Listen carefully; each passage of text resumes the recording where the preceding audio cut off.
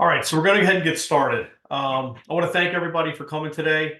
We're going to be walking through a high-level overview of HITRUST, and then I'll dig in a little bit with the assessment levels, the three different assessment types, and then I'll talk a little bit about some of the areas here. Actually, I'll bring up the agenda and we'll talk about it. But let me introduce myself. I'm Sean Dowling. I'm the VP and head of compliance here at Acorian. I also oversee our VCSO Federal Services.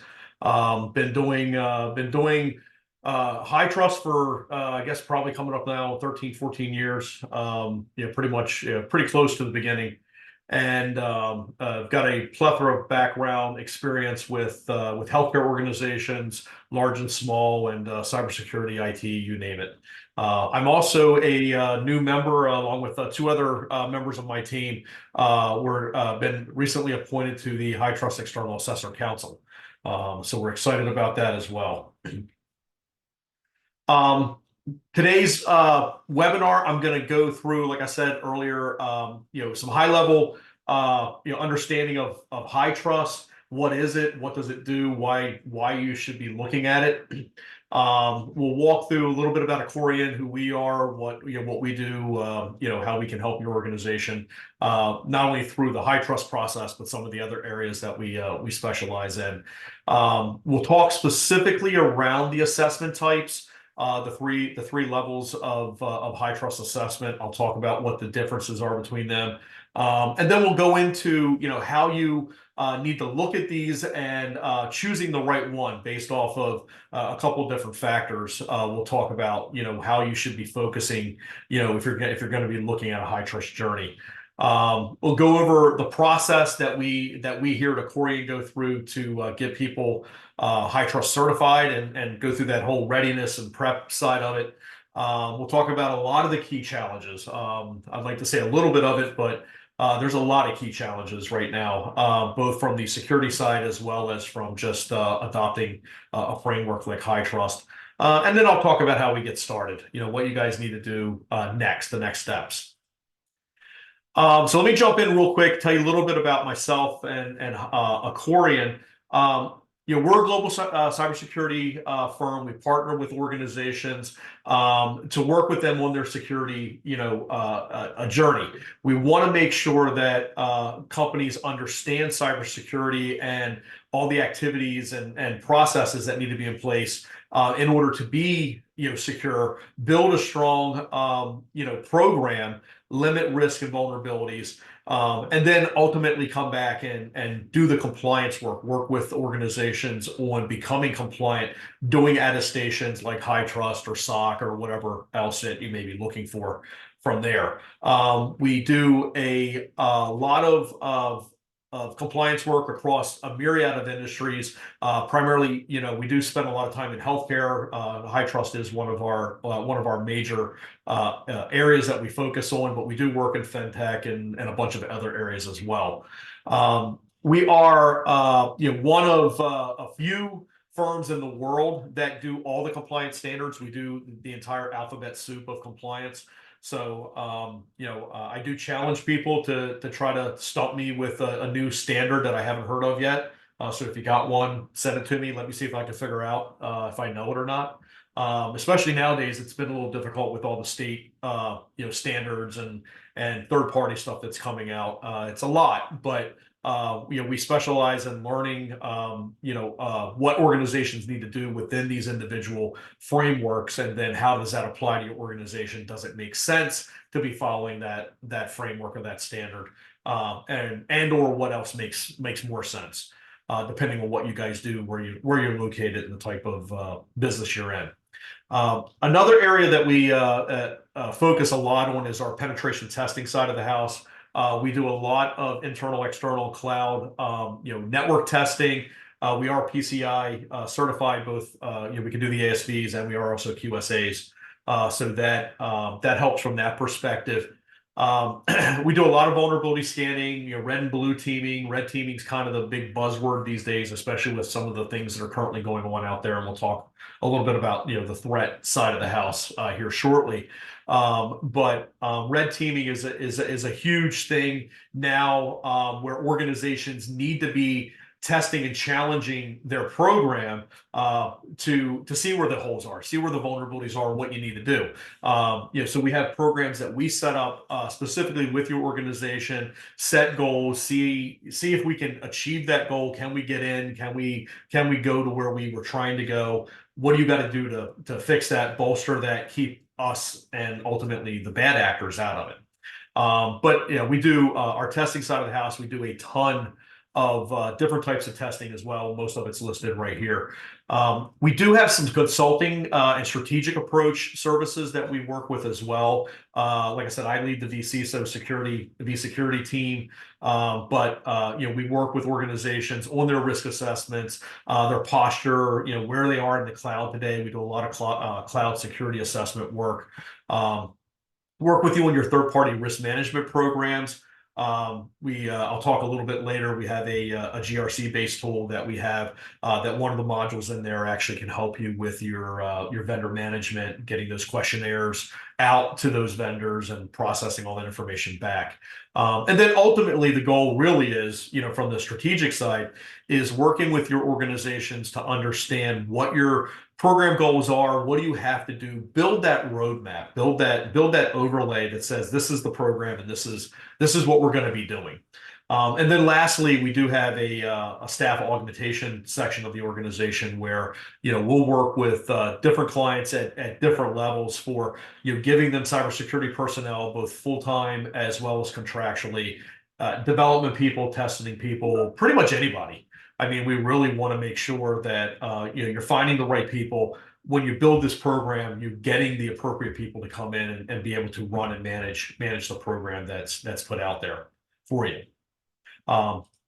So a couple key things, differentiators that we like to call out about ourselves. As I mentioned, we're one of 10 accredited companies that do both auditing and testing. In-house, we do have Accordion Assurance, which we actually do our own attestations on our SOC 2s. That is separated from the organization. It is a separate organization that does that, but it's all under the same umbrella. We've done well over 500 compliance assessments and audits. We're over 500 people globally now within the organization, spread across those disciplines that I just talked about. From our testing side of the house, we've detected over 25,000 vulnerabilities with over 1,500 pen testing that we've run on different organizations. So we are able to show organizations where the problem areas are and then help guide them through fixing that. As I mentioned a couple minutes ago, we do have our own GRC tool, GoReco. We will have other webinars. We do offer that throughout the year, walking through what GoReco does, but from a high level, it allows you to implement your framework, regardless of what framework it is. We can put them all in there. It's completely customizable, and we can overlay multiple frameworks with that. But we allow organizations to go in, be able to manage their tasks and activities in their program from GoReco, and then be able to have their risk management, vendor management programs managed through there as well. And then, as I mentioned earlier, the staffing personnel as needed for organizations. All right, and then lastly about Accordion, kind of the hey, here's the great things that we've done slide. We've been assessors since 2018. We've completed from a HITRUST perspective over 400 plus assessments throughout that period. We are the only assessor firm right now currently in the world that boasts 100% certification rate. And I'll talk a little bit about how we do that and how this works out for us right now. But we have a very detailed process, and we work with organizations to build their security programs to make sure that they can achieve these certifications and attestations. So that's how come we can be able to maintain that. Myself and my leadership staff, individually, we all have well over 15 plus years experience working directly with HITRUST and with a lot of the other compliance standards out there. We do maintain about a 90% client renewal rate, which is kind of great. We really take pride in our clients. It's in our sales process. I specifically talk about it. I'm not here to sell a customer a certification. I'm not here to sell you one item.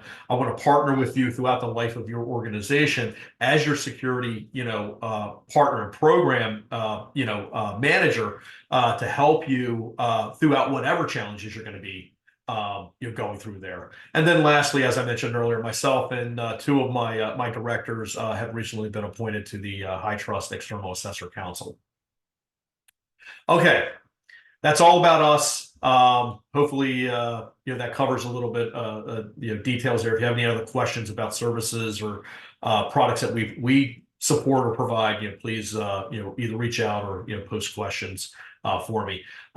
Just a housekeeping note for questions. I will hold a session at the end. Please use the question and answer module in Zoom there to post your question so we can log it, and then I will address it at the end.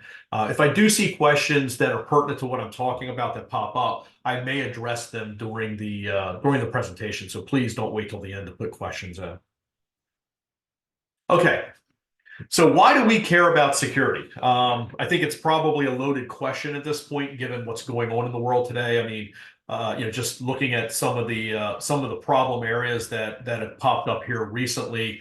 We have the Change Healthcare, concerns, issues that are going on right now, which is really bringing a lot of light to the healthcare industry itself. But I want to run through a couple of different areas, I got some statistics here I want to run through.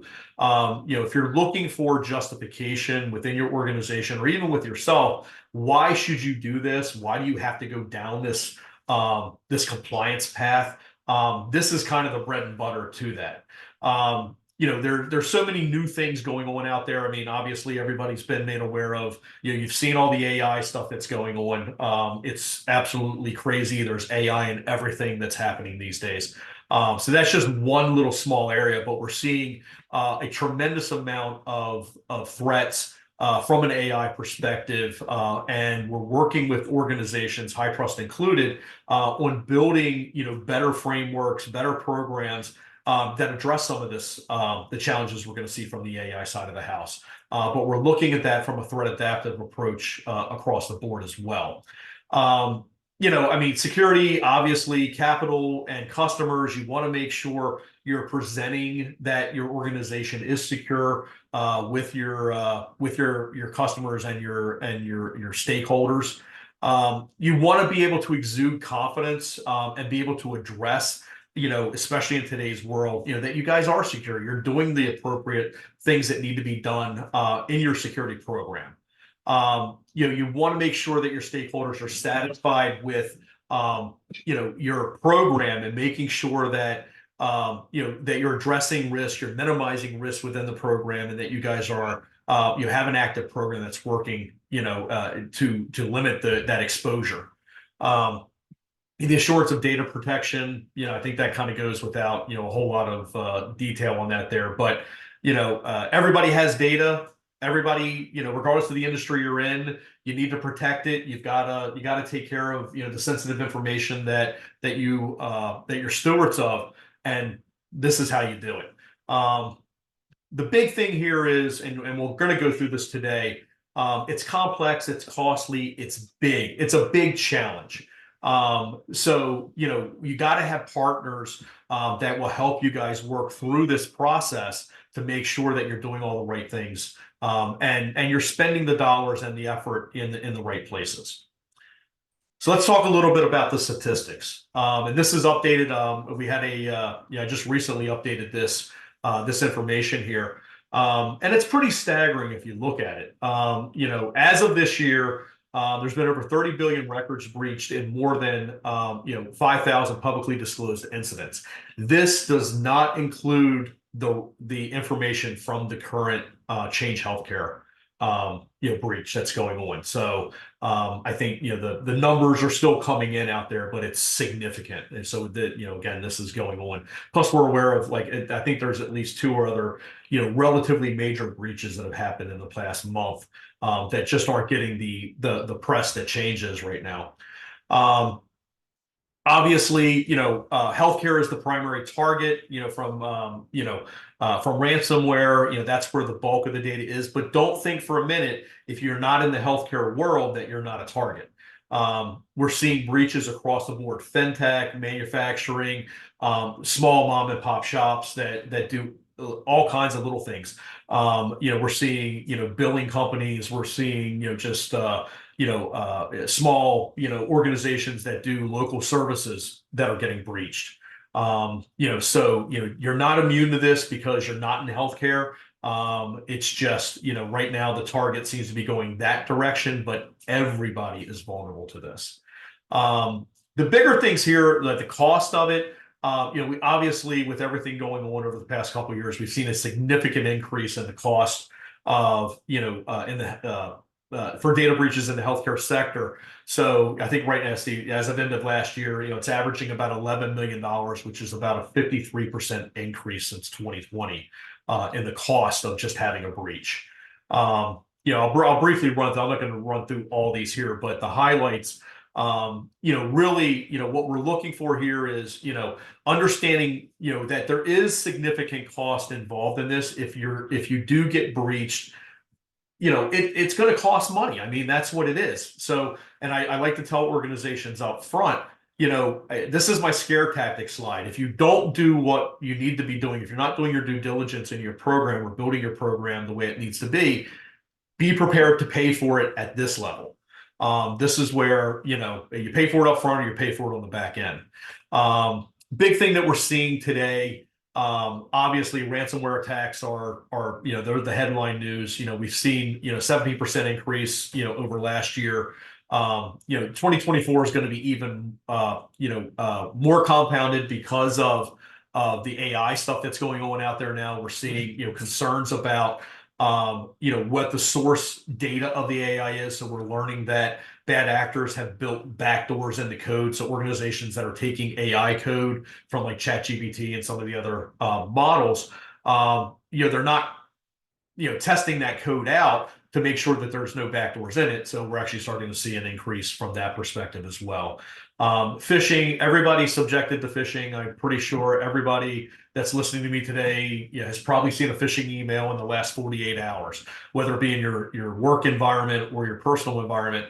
It's the new norm. It's what they're doing. And unfortunately, people still aren't learning their lessons. They're still clicking on the links. They're still entering their credentials into these lookalike sites and things like that without doing their due diligence to make sure that where they're going and the information they're sharing is in the appropriate environment. So a lot of this, I mean, there's tools we can put out there. We work with organizations on DLP tools and different detection and limiting the risk side of this, but education is probably the biggest piece of this. You've got to start telling people you can't click on that PDF. You can't believe that email is coming from the boss. He would never ask you to go buy, gift cards and do all this kind of stuff. It needs to be in the conversations that are taking place with training and daily communications with your organization. I think probably, the two big things here with these last two sections, the likelihood of experiencing a security issue, they're saying last year it's a 66% of organizations reported being targeted by ransomware. I'll be honest with you, I think that's a low number. I think probably any organization of any substantial size and substantial not being very big probably has had some level of attack on them. The problem, I think, is the other 34% not reported here don't know that they've been targeted. And that's really one of the areas that, you need to figure out. That's why we do the red teaming. That's why we do a lot of this vulnerability scanning of the network, because a lot of organizations we're finding out have bad actors already inside. They're just waiting. They're looking for opportunity to steal data. They've been stealing data. If there's an opportunity for them to make money off of it, they're going to take advantage of it. And then I think, the long-term look here is really, kind of the part of this here where everybody's got to go, okay, you know what, I get it. we're looking at, right now, $10.5 trillion in cyber attacks by the end of this year. And again, I still think that's a low number because not everybody reports what's been happening. So I think statistically, we still are dealing with lower numbers from this perspective. But, again, you got the experts out there. I think I know there's ways to combat a lot of this. Can we prevent 100% of it? Absolutely not. But can we minimize the risk? Can we limit the triage process to identifying what happened? Yes, we can. We can absolutely do all that. All right, so that's the scare tactic slide, or a couple of slides there. How do we handle this? Well, from the HITRUST perspective, that's what it's all about. The framework, the HITRUST CSF, was established in 2007. It's really designed around combating everything we just talked about. It's putting in a good, strong security information program, providing you the ability to build process and procedures to maintain that program. And then, unlike a lot of the other standards, most of the other standards, it's a maturity-based or progressive-based approach where you got to be building on that program. You should be improving that program. This isn't a one and done, put a stake in the sand kind of approach. You have to go implement the framework, adopt the controls and the standards the way they're laid out, build the processes, have your organization execute the program and the activities the way they need to be able to maintain it, and then ward off a lot of this. We do see a significant decrease in the vulnerabilities of organizations once we get them to implement frameworks like HITRUST. But the great thing about HITRUST, and again, I'll talk a little bit about, for those that aren't very familiar with HITRUST, it's a derivative of, it was built off of basically every other framework that's out there. There's over 40 different factors and frameworks and regulations that are pulled into HITRUST. So they're looking at the global outline of what a security framework should look like. Hundreds of thousands of HITRUST security assessments have been completed throughout the history since 2007. It is the gold standard from a healthcare perspective, but I do want to highlight the fact that it's not just good for healthcare. We can take HITRUST with the framework and implement that across pretty much any other industry. As long as you have, protecting sensitive data, we can use the HITRUST standards and the CSF to do that with.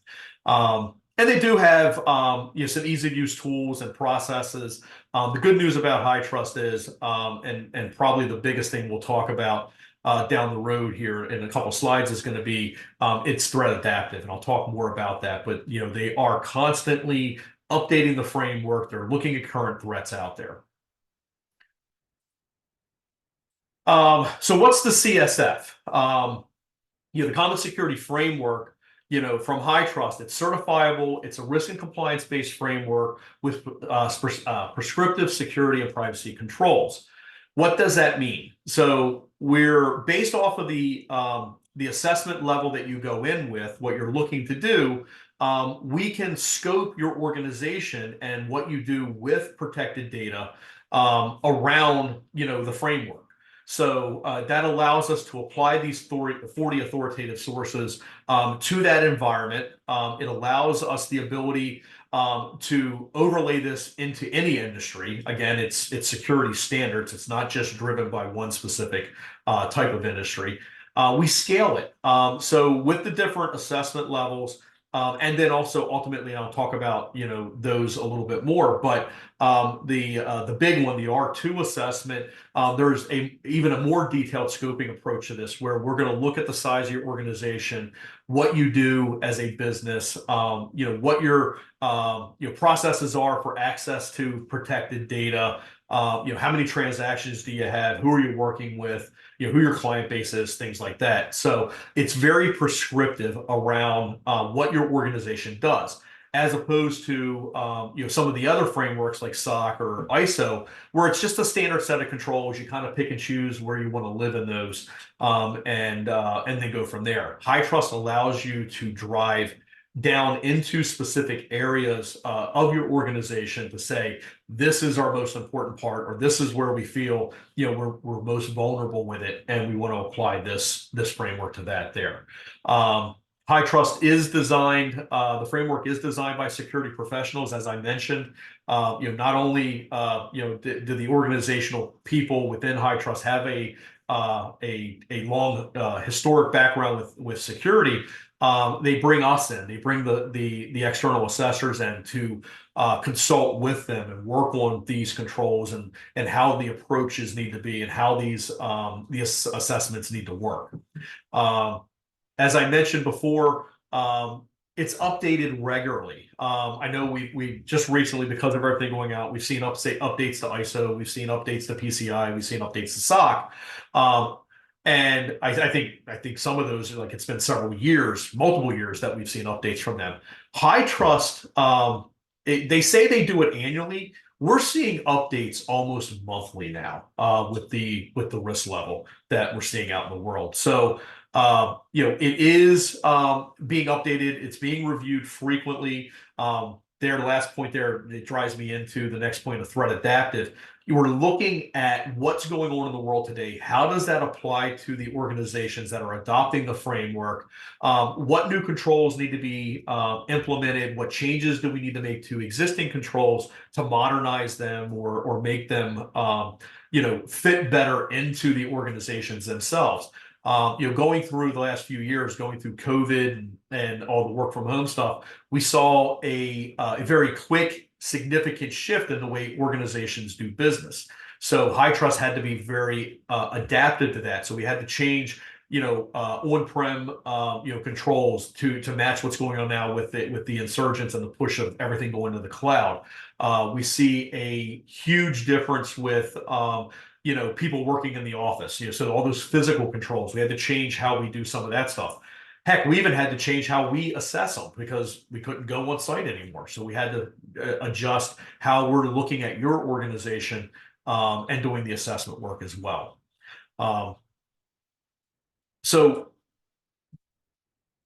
Jumping into, the authoritative sources, and there's even more of these now. There's more coming. There's actually another release coming out where there's going to be an expansion of some of the factoring that's being used there. So we're going to be looking at more details into some of the other standards that are out there.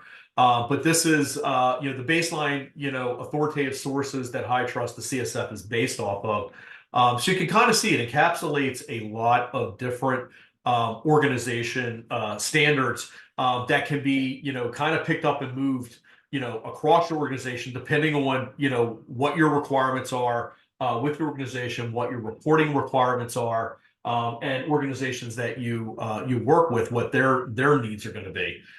So we do want to make sure that again, it's being adaptive to what's going on. They're expanding it out to organizations that need to look in these different areas. So we want to make sure that we're covering that in detail. Within the framework itself, there are 19 domains. These domains cover the key categories of your organization and where all the controls would be assigned. So within each of the assessments, you do have to go through each of the 19 domains. There will be controls from at least one control from every domain represented here, in your assessment, depending on which one you go with. But you have to pass each one of these domains in order to be certified. But you can see the breadth of what HITRUST is covering here, and it's a pretty broad stroke for the assessment. What they're looking at, from a vulnerability and risk perspective, we want to make sure that we're covering the key areas where organizations tend to be vulnerable, and make sure that you're understanding what the requirements need to be within that within that framework. Again, briefly, I won't dive too much. I already touched on the threat adaptive side of the house here, but HITRUST does provide efficiencies across the entire audit process. So again, it's threat adaptive. It does align your assessment portfolio. The bulk of the controls that we see with HITRUST offer a more detailed assessment and evidence review than most of the other frameworks out there. So if you're doing HITRUST and then you're looking at doing an ISO or a SOC, what you do for HITRUST more than meets the needs for those standards. And then there's a small delta in each of them where HITRUST maybe doesn't cover, say, some of the financial stuff that, say, a SOC does. But we can work with you guys on understanding that. So if you're going into a multi-framework, compliance, world, that you need to do multiples of these here, we're going to work with you and help you overlay those to kind of limit that audit stress and fatigue that you're going to see here. Again, it's transversable. We'll talk now. I'm going to jump here in a couple minutes into the different assessments. You'll see how they progress up the ladder, and make sure that you're building a good, strong program without doing stuff, just for the mere fact of doing it. It reduces the level of effort in a roundabout way. I think this is, and I always say this is kind of a catch-22, or the concept of reduces the level of effort. It will reduce the level of effort, from the overall management of your program and understanding what you need to be doing and how you should do it. If you're not doing those activities, it's going to increase the level of effort because you have to go do these things. So I tell everybody, take this one here with a grain of salt, but it is designed to build a repeatable program that allows you to implement this in your organization, have processes run that you maintain throughout the year, and then will reduce the effort of maintaining your program and your audit. And then lastly, as I've talked several times here, expanding on the authoritative sources. The big one right now being AI. We have an AI committee now with HITRUST that we're working with. We have representatives from Aquarian that are working with HITRUST on this as well, where we're looking at what threats are now being opened by this AI world and this new technology, but also what needs to be done from a standards and assessment perspective. So we're looking at building an add-on AI assessment that would fit over top of your standard HITRUST assessments here, where if you're implementing AI or using AI in your environment, we would recommend going down doing this certification just to make sure that we're validating the key points there, things like source data for code and stuff like that.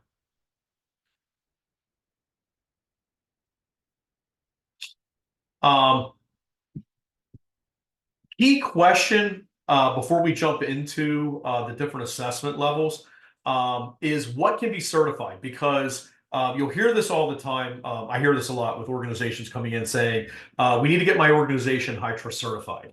That's not how it works. Unlike most of the other standards where they certify an organization, HITRUST certifies the environment, the application. I call it the castle walls. We go in and we build this scoping structure where we say, this is what needs to be in your assessment. This is what is framed inside of your organization for scope. So we want to make sure that when we're going through and we're building this assessment for you, we're working with your organization, what's included, what's not included. So HITRUST does not certify organizations. It only certifies systems, environments, units, things like that. So we want to make sure that that's very clear out there, because I hear it all the time. Customers are like, the CEO says we got to be, the company's got to be HITRUST certified by the end of the year. Two problems with that. Number one, I'm not certifying your organization, and if you haven't ever heard of HITRUST, you're probably not getting done by the end of the year. We'll talk about timelines in a couple of minutes. All right, let's jump into the different types of assessments. In the past 2 years, HITRUST has come out and refined 2 additional assessments. The original R2 assessment, was kind of the one they had, the big one. If anybody's ever dealt with HITRUST in the past, prior to them rolling out these new assessment levels, you were told you got to do the assessment. It's going to be 250, 300 plus controls, maybe up to 1,000. It's going to take forever. It's expensive. It's painful. That one still exists. It's still out there. It's painful and it's expensive. And in a lot of cases, it's still required, needed, and justified. But what HITRUST has come out with in the past couple of years is to lower level certifications that in some cases get the ball rolling, start you down that path. In other cases, it might just be, hey, this is all we really need. We're not really touching a lot of protected information. We're a print shop, or we're a small MDE that only does this here. We don't have any data. But I need this here because I got a contract that says I have to be HITRUST certified. So, they came out with these lower levels. I'm going to walk through each one of these here and explain to you what's contained in each, and then we'll talk about how you would make the decision to work with one of these or select one of these. The E1, which is the essential 1-year assessment, this is a baseline assessment. It's 44 controls. Now, when I say 44 controls, if anybody's ever dealt with HITRUST, you know that the control set, it's not just organization must do A. It's organization must do A with B, C, D, and E, and F, and everything else taken care of as well. So that 44 controls really contains, elements that probably stretch across several hundred requirements, if you will. It's pretty much, in our minds, equivalent to a SOC 2 Type 2. And in a lot of cases, especially in the healthcare world, organizations are starting to adopt and be able to accept a E1 in lieu of a SOC 2. So it's something that, we talk to organizations about, what's your goals, where you're going, what are you required to do? We will work with you about, how to address this. If you're doing a SOC 2, I'm going to ask you, why are you doing SOC 2? Who are you reporting that to? What TSCs are you using? How in depth is that SOC 2 assessment versus what we would be doing for a HITRUST assessment? And we would compare that and say, hey, maybe it makes more sense to do the E1, not do the SOC 2, or in some cases, we may end up having to do both of them, depending on what your contractual obligations are. The neat thing about the HITRUST E1 is it is a smaller assessment. It is more affordable. It's a little easier to be able to get through. It's still hard. It is building a baseline information security management program and validating that you're running that. But it's a good start for you to get there. It is an annual certification, so you would have to repeat this, the 44 control testing every year. You are allowed to carve out services. So, and again, we work with organizations on making determinations about this, but say that your MSP isn't quite where they need to be yet. So we've got some work that needs to be done there, but we still want to get through, the E1 assessment. We can carve them out and exclude them out of that assessment. Now, obviously, that does open up some doors for vulnerabilities and risks with them, but at least it's been identified. We know what's happening there. You're going to have corrective actions to be able to work them into where they need to be for you. But we want to make sure from the very beginning that we're being very honest about what's included and what we're excluding out of this. The E1 is good for organizations that don't have contractual obligations to get into a HITRUST certification like an R2 immediately. And then also we want to work with startups and organizations along those lines. The I1, if I get my screen to change here, it's an intermediate level. It's more rigor. It's 182 controls. You're still allowed to carve out. There is a mid-year, what they call rapid, certification process. So you wouldn't have to do all 182 controls every year, but it is a subset, about a third of the controls that we would have to look at there. And again, this is for organizations that are kind of maybe already have a program started, need a little bit more assurance, aren't quite ready to move into the R2 world yet.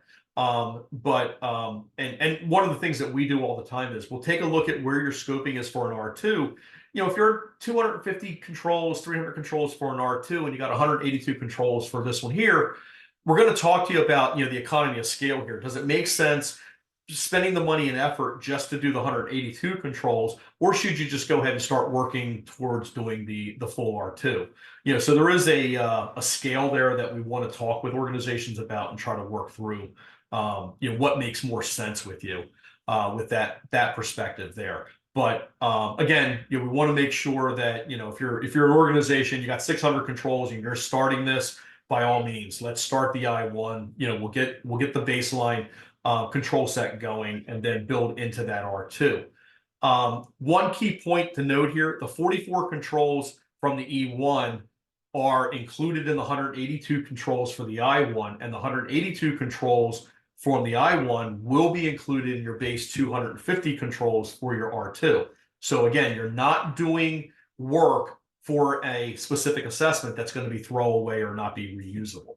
Those controls will carry on, and that's the traversable approach that HITRUST has built into this process.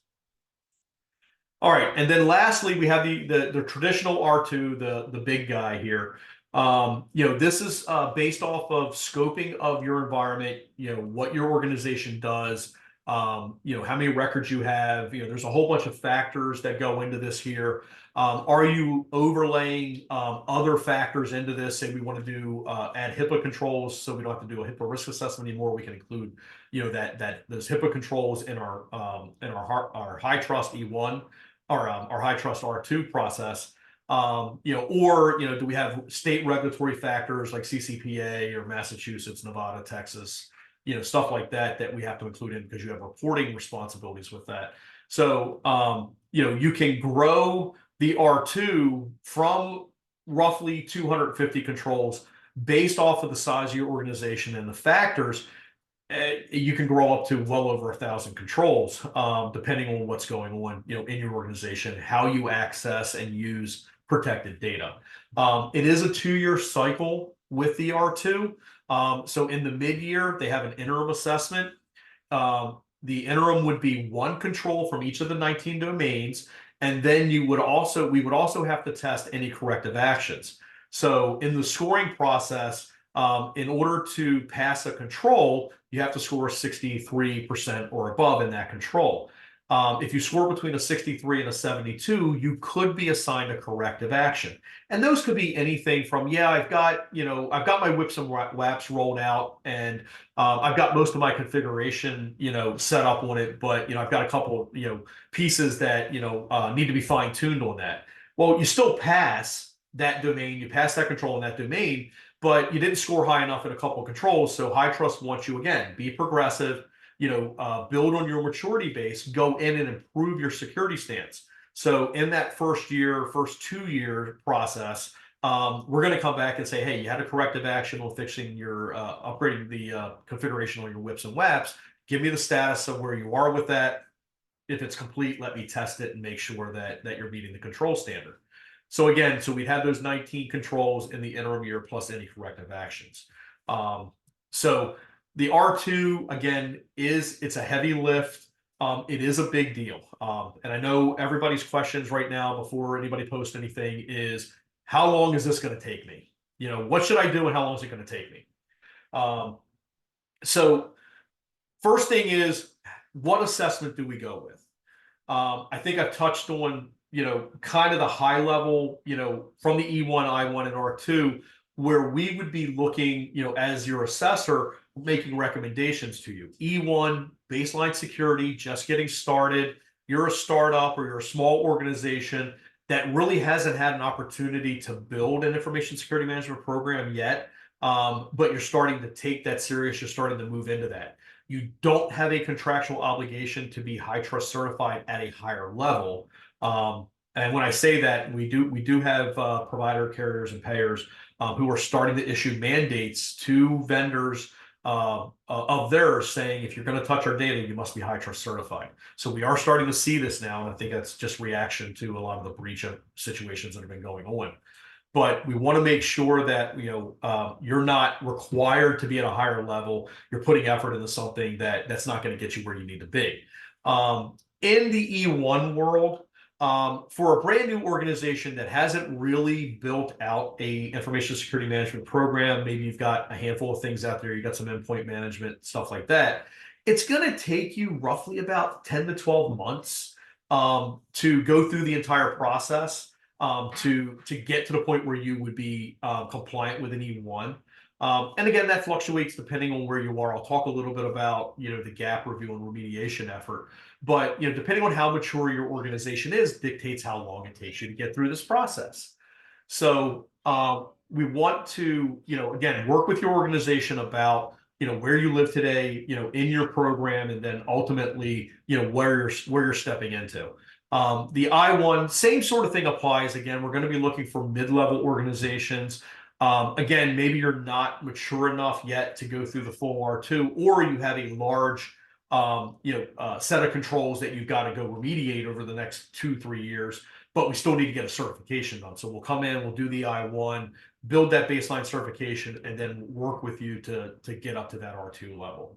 And then the R2 again, you got to look at it from who you are, what you're doing. Are there contractual obligations? Are you a covered entity? If you have direct patient care responsibilities, you probably should just go ahead and bite the bullet and jump into an R2. In most cases, the guys we talked about, the carriers, providers, and payers, if you're touching their data and you got direct patient access, they're going to require you to be HITRUST certified. It's coming.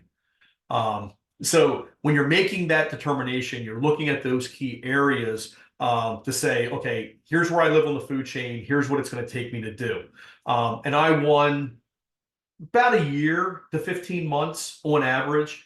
R2 for mid-level organizations that have a security program in place, trying to get to an R2. It varies, again, depending on the maturity of the organization, but on average, we see about 15 to 18 months to get to an R2 certification.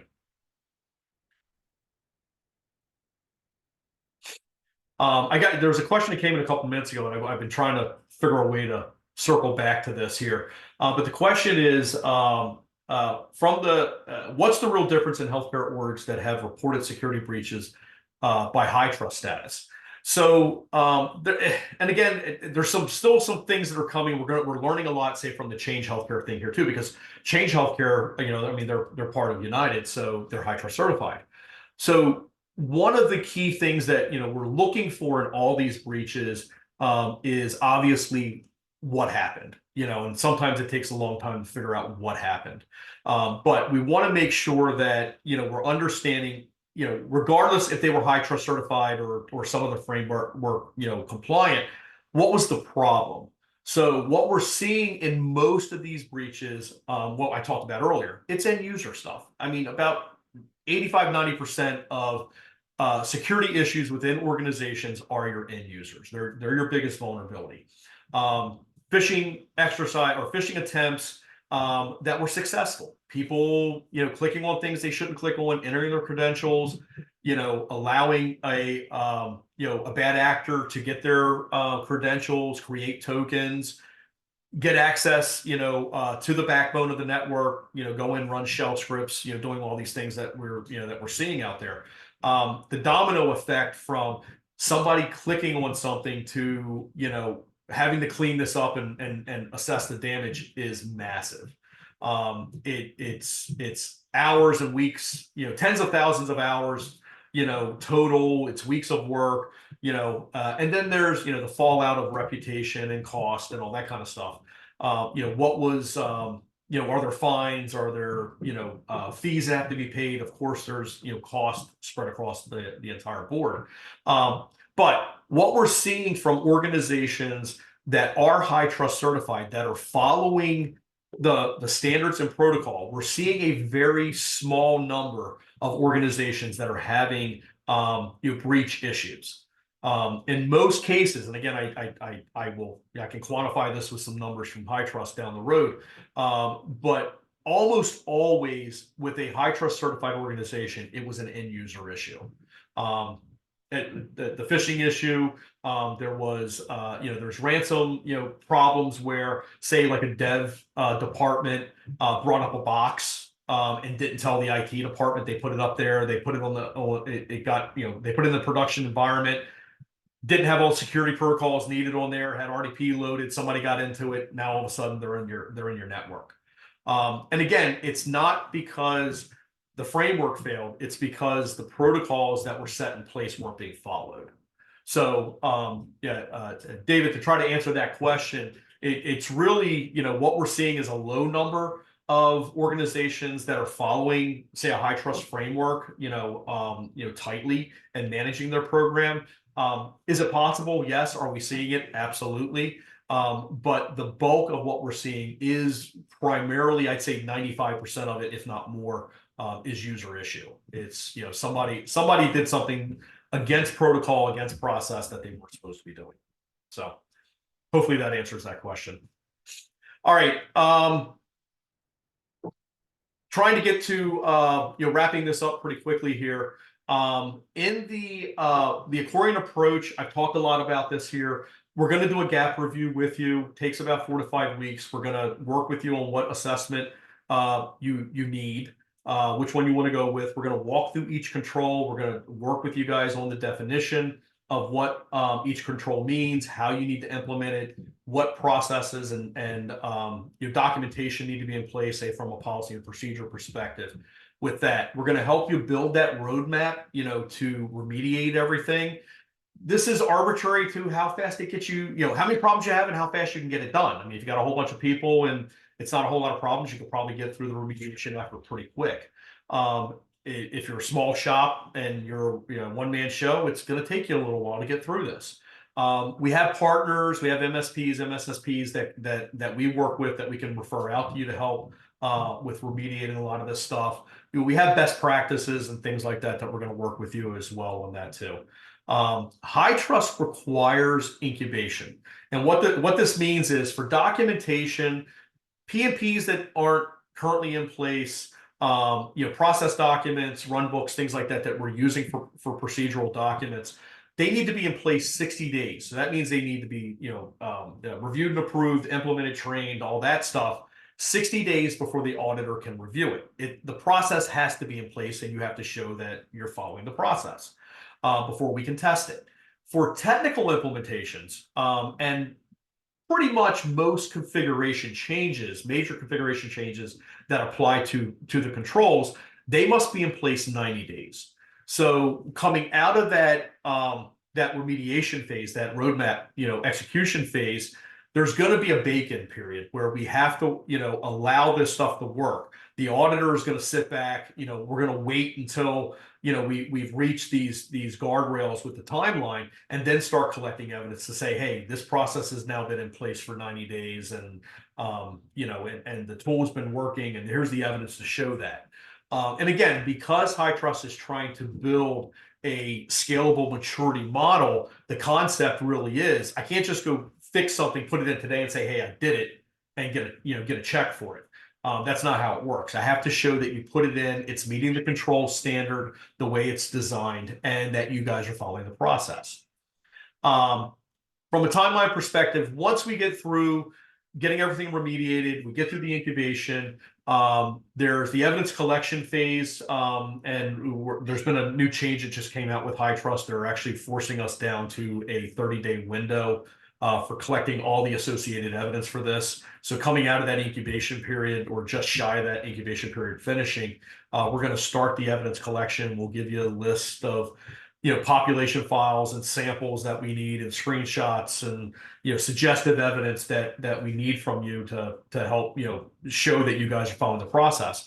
Once we get about 90% of that evidence collected, we're going to start the audit, the validated assessment process. We have 90 days to complete that process from the day we say start. And within that process, it's not always just testing. We have to have some time to go back and forth with you.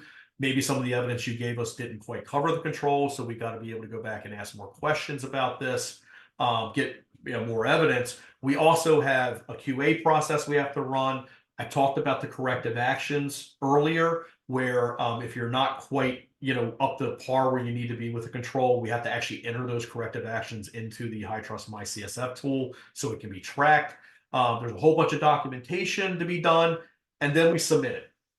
Shortly after that, we go through, a reservation process to get a QA date, which, we'll talk about that stuff when you guys reach out to me about it. But it takes about 30 to 60 days, sometimes a little quicker for the smaller assessments, a little bit longer for the bigger ones. HITRUST does their own QA process. They double check our work to make sure that we're following all the rules and we're doing all the things that we should be doing. And then, they'll say, hey, it looks good, or if they have questions, they'll come back and ask us. If we need to reach out to you for, further clarification, we'll do that. But most of the time, we're able to address the questions that come back from HITRUST. Everything looks good. They'll issue you guys a draft letter. You looked it over, get it reviewed and approved, sign it. Within 30 days, they'll go ahead and issue your certification. That's great and wonderful. We did it. We got you there. The bad news is you now have a program that you have to run. So you have to have the process or the way to manage the process is through a sustenance program. So we have a GRC tool that I mentioned earlier as well that helps you do that task management and associates it with the different standards. But you have to be able to manage your program throughout the year because, again, with an E1 and an I1, we're going to have to do those reviews within the next year. So we're going to have to go back. Hey, did anything change? Did you guys add anything, take anything out? What's going on in the environment? What do we have to do from that perspective? If it's an R2, we've got the interim on year one, but then going into year two, we've got all the retesting of everything. And then there's always updates. There's new controls that come out. There's going to be new verbiage that needs to be put in policy and procedures.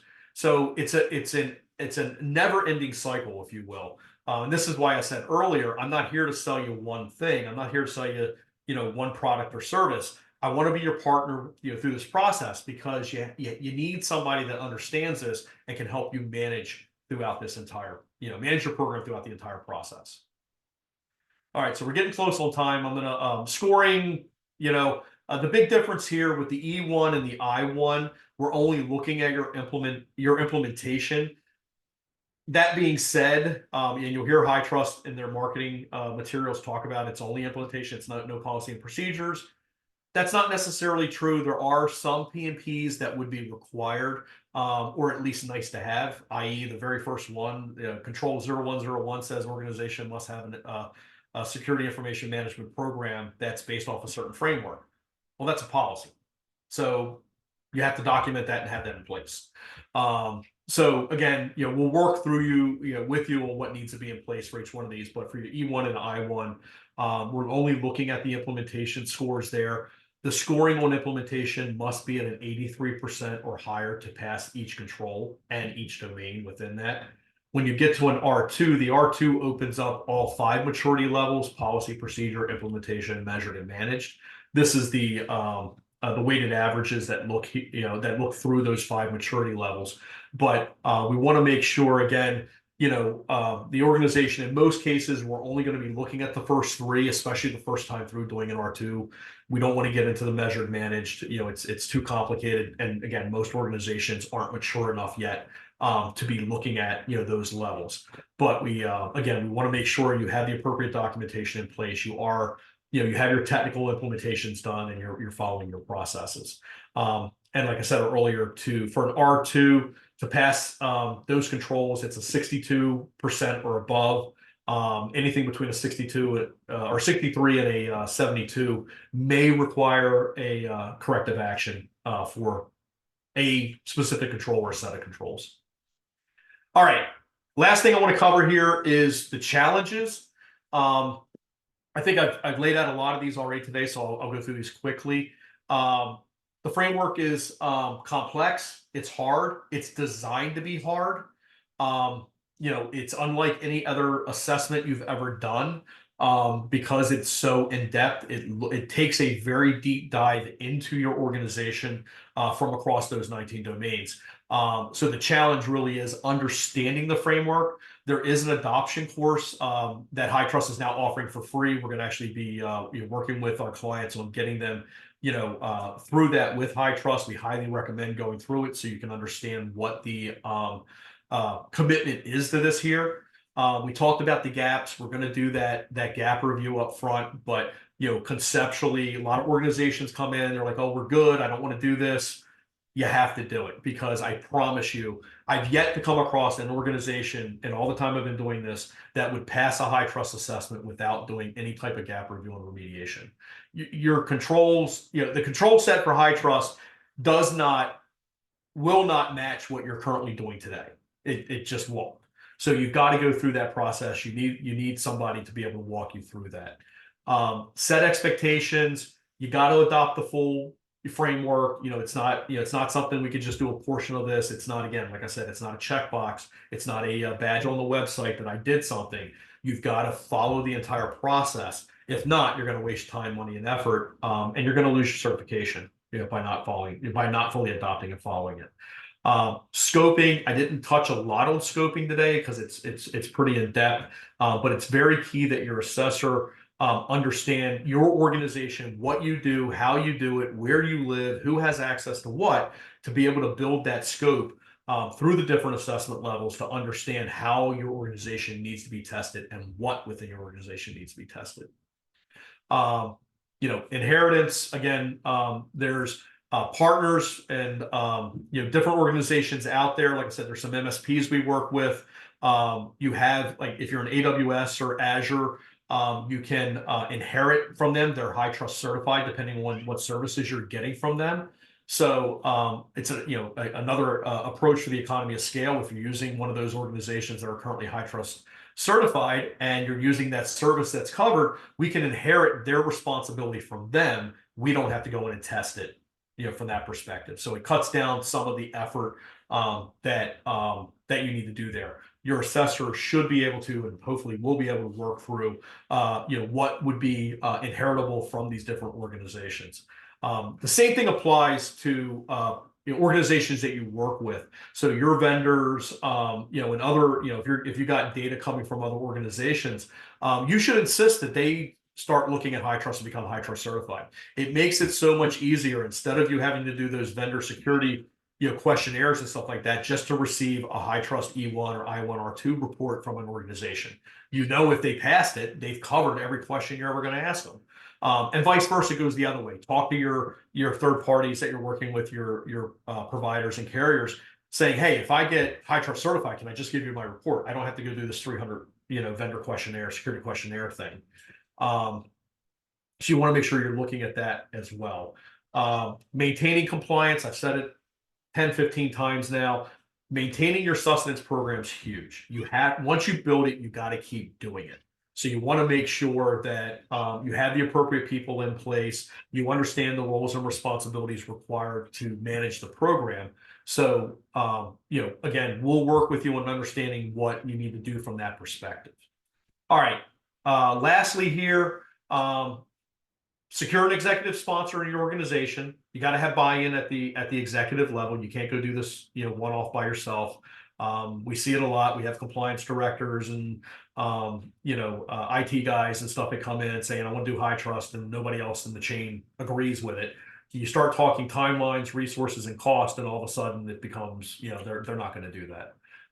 So we can help you work with justification on that, kind of build that conversation out with them and actually help you with that conversation. Choose the right assessor. Obviously, you're sitting here talking to me today, so obviously I want it to be a Corian. But I'll be honest, find an assessor that works well for you. Find one that can meet your needs. Don't go with the cheapest guy on the block. And this kind of goes across the board. There are good guys and good assessors, bad assessors, assessors that do a lot of things, assessors that only do one thing. Find one that fits your needs. Budget is obviously a key factor to it, but if you have an organization like an Aquarium, where we're going to look at your entire program, we're going to get you through the process, we're going to partner with you for long term. Yeah, you're going to pay a little bit more for it, but you're getting so much more, from that, as opposed to just bringing in an assessor that's just going to do an audit and say you pass or fail. So you have to weigh that option there. Align your external stakeholders, as I talked about, and select your partners. So, a couple of questions came in. I'll address those in the last couple minutes here. How do you get started? Obviously, you talk to me. You reach out to me here. I'll have myself or a member of my sales staff start conversations with you. We'll get on the phone and we'll just talk about, what are you doing, how are you doing it, what do you need to do. So all my contact, or our contact information is right there. You guys have my contact information from the webinar. So I'll try quickly to address a couple questions that came in. For the R2 assessment, can you describe what the measured and managed parts mean? It's literally what it says. It's measured. So once you implement a process, what they're looking for is, have you matured to the point where we can take a look at, are you improving that process by reviewing measurements? How are you managing that? Or, is there a SOC involved now? Have you built out, third party, vendors that come in and do reviews, or they're monitoring, your organization from a perspective like that there. So we could, again, could you apply some of that scoring in an R2 the first time around? You could, but it becomes very complicated when we try to address that, because the primary goal the first time through is, do you have the documentation from policy and procedure? Do you have your implementation out there the way it needs to be? I believe. All right. One more: ballpark cost for small, medium, high complexity systems for each HITRUST level. So again, and you kind of answered it a little bit there, but when you're looking at cost, E1s fluctuate. There's a HITRUST subscription cost. E1's year one is probably going to be roughly $15,000. That's their annual subscription to the MyCSF tool and what they call a report credit. Your assessor cost for an E1, and again, each assessor varies a little bit. I think we're about $20,000 to do an E1. So your first year cost for an E1 from us working with HITRUST is probably somewhere in the $35K range. And there's some things, some other programs we work with HITRUST on. There may be some other discounts we can work with there. We also do volume discounts if you do multiple services, things like that. So we can help, offset some of that if you need pen testing or, risk assessments, policy and procedure writing, stuff along those lines. I1s, kind of mid-level again, pricing, I think, across industry, the assessor cost is probably going to be somewhere in that 40 to 50,000 range, depending on the complexity of the organization. HITRUST subscription costs, again, will probably be a little bit more, because you're going to need an annual professional subscription, which is probably going to run you about 25,000 plus a report credit there. And when I say report credit, every time you submit an assessment for HITRUST to review, you have to pay them a report credit fee. Right now, it's about $5,500. This is all fees directly to HITRUST, not your assessor firm. Every time you got your subscription fee to get to the tools, and then you have this, submission, cost for the report. And then lastly, your R2 cost, and this is, most assessor firms base this off of the number of controls that are assigned to you. On average, small, medium-sized companies get about 300 controls. Your assessment cost is probably going to be somewhere in the 60 to 75,000 range from your assessor firm. Your subscription costs will be comparable to what the I1 is, probably 25 to 30, 35,000. HITRUST does a scalable subscription cost based on the size of your organization as well. So the bigger your organization, the more money you pay. But there are some discounts for multi-year commitments and stuff like that there. So your R2 cost, for mid-level companies, say roughly at 300 controls, with HITRUST and your assessor is probably going to be right around the 100,000, 120K mark, plus or minus. All right. So I think I covered all the questions. If anybody has anything additional, please reach out to me. I'm available for any conversations. If you want to dig deeper into this here, by all means, let's get on the phone and talk about it. I want to thank everybody for taking the time today to go through this with me, and I hopefully look forward to working with some of you guys. So I appreciate it, and want you guys to have a great day. Thank you.